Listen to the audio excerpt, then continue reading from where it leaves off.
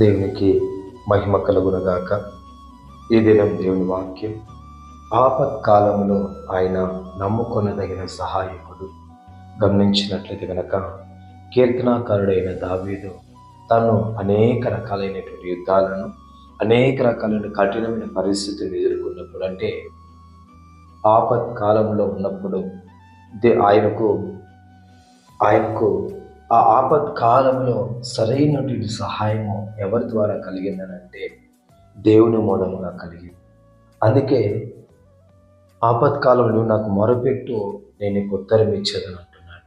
నువ్వు ఏ పరిస్థితుల్లో ఉన్నా సరే దేవునికి కనుక నువ్వు మొరపెట్టినట్లయితే దేవుడు నీకు ఖచ్చితంగా జవాబును అనుగ్రహించేవాడై ఉన్నాడు. ఈ దినాన నువ్వు ఏ పరిస్థితుల్లో ఉన్నా సరే, ఇరుకులలో, ఇబ్బందులలో, వ్యాధి కలిగిన పరిస్థితి, లేకంటే అపాయకరమైన పరిస్థితి, ఏ పరిస్థితిలో నువ్వు ఉన్నా సరే, నువ్వు ఉన్న స్థితిలో నీకు సహాయం చేయడానికి సమర్థత కలిగిన దేవుడు ఎవరైనా ఉన్నారనంటే ఆయన ప్రభువైన యేసుక్రీస్తు వారు మాత్రమే. ఎందుకనంటే దావీదు ఇక్కడ అనుభవ రీతిగా మాట్లాడుతున్నాడు. మనం దానియేలును గమనించిన, షడ్రేక్, మేషక్, అబేద్నెగోను గమనించిన వారందరూ కూడా ఆపత్కాలంలో ఉన్నప్పుడు, ఆపత్కాలంలో దేవునికి మొరపెట్టినప్పుడు నిశ్చయముగా దేవుడు వారికి ప్రార్థనను ఆలకించి అంగీకరించి వారికి జవాబును అనుగ్రహించిన రీతిగా నిశ్చయముగా ఆపత్కాలంలో నీకు నిశ్చయముగా నమ్ముకొనదగినటువంటి దేవుడుగా యేసు ప్రభులు వారు ఉన్నారండి.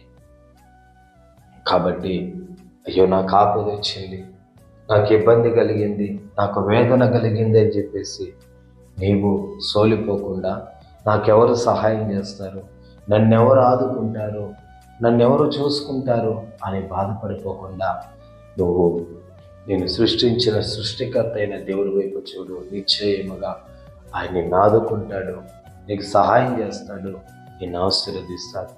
దేవుడి మాటను దీవించుగాక. పరిశుద్ధుడా, ప్రేమ కలిగిన యేసయ్యా, మీకు స్తోత్రాలు చెల్లిస్తున్నాను. ఈ మాటలు బట్టి మమ్మల్ని దీవించి ఆశీర్వదించండి, కృపనివ్వండి. యేసు నామములో తండ్రి, ఆమేన్.